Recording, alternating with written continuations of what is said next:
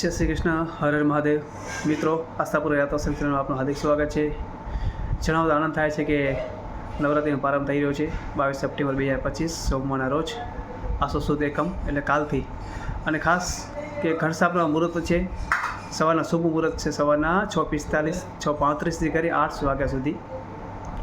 એનાથી વિશેષ મિત્રો મુહૂર્ત છે બીજો અભિજીત બપોરના ભાગે, બપોરના 12:10થી કરી 12:50 સુધી શુભ મુહૂર્ત છે.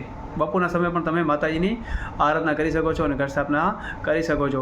વિશેષમાં કદાચ કોકને સવારના ભાગે સમય ન મળે હોય, બપોરના પણ સમય ન મળે હોય તો સાંજના પણ સંધ્યા સમય પણ મુહૂર્ત છે 5 વાગ્યાથી કરીને 7:45 સુધી પણ શુભ મુહૂર્ત છે.